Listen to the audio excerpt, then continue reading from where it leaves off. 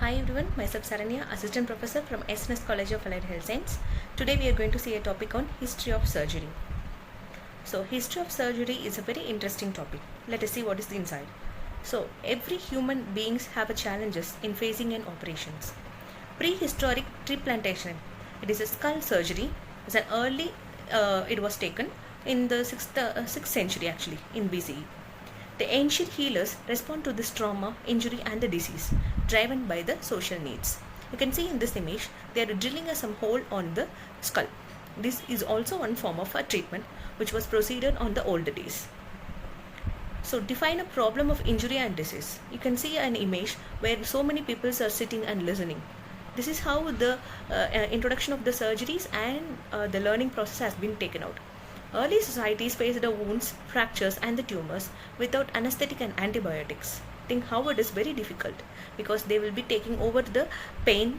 There is no antibiotics for the wounds. It has to heal off on its own with the help of dressings. It is very, very high. And the mortality rate is very high with the pain. Why? Because they cannot able to tolerate the pain. And here it is like a platform where the surgeons and the other medical professionals will sit and listen to this surgeries, how they are performing. This is one way of learning the surgery. An early surgical innovators as of India, Rishastra, who is an Indian father of surgery. He is called as a father of surgery, and he is also mainly called as a father of plastic surgery. Why? Because he developed a rhinoplasty, that is the surgery of the nose. And the Egyptian surgeons on 3000 BCE set a fractures, tumor exertion, and the wound suturing techniques. It was priorly found out. And Greek and Roman medicines like Hippocrates, Galens influenced the surgical knowledge. What could be the contribution of Shastras? There are many contributions as Shastra have done to the Indian medicine and the surgery. As it mainly follows the Ayurvedic medicines, here are some of the reasons of what is the importance of Shastra in the medicine. So Shastra has been written compendium, which is a book. That book consists of nearly 1100 illness and the medicine for it. He also introduced 700 medicinal plants and the benefits of the medicinal plants. And he also introduced so many surgical instruments. As of now, we are using that instruments in a different way and different models. But the main approach was taken over from the period, like scalpels, forceps, and the catheters. And the training methods, how he have done a training to taken over the incision, excision, and the animal carcasses has been used on the old days. And the medical concept like anatomy, pathology, ophthalmology, and the midwifery was come on the period.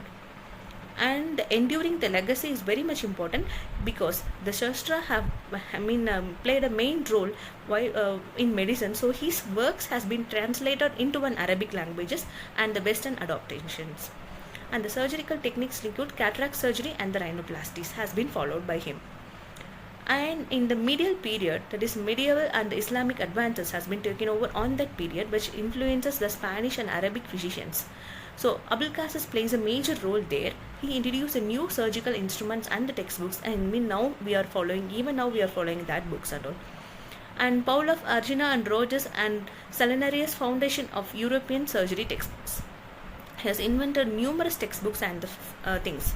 You can see the surgical procedures what I have listed here, like ligatures, breast cancer operations, thyroid cyst removal, lithotripsy, obstruction forceps, cauterization, fractures, dislocations, and dentistry.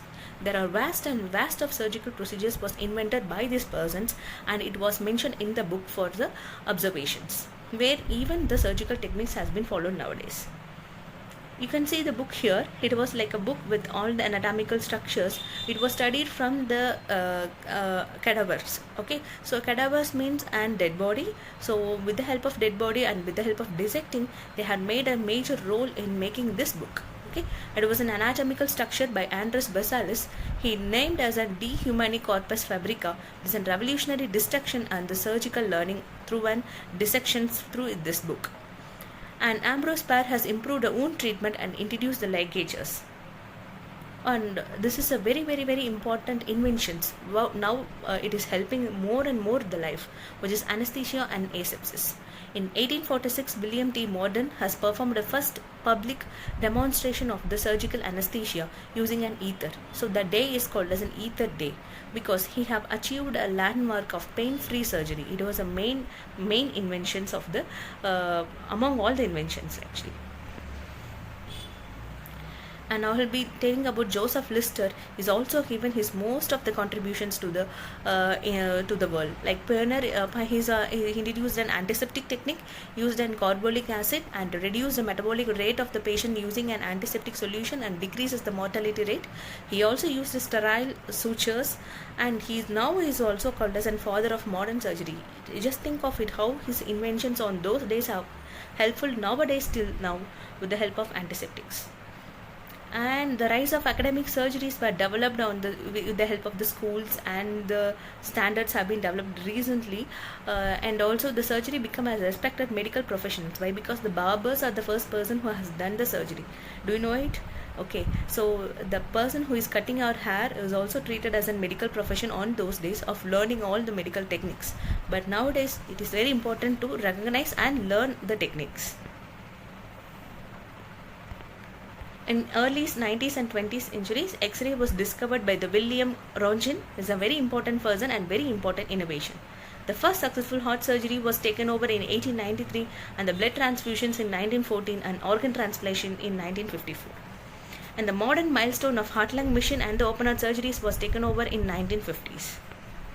Nowadays we are doing in robotic surgeries like endoscopy, laparoscopy, and Da Vinci system. All this have been revolutionary things to save the patient life toward the worst. This is my summary, and thank you for listening.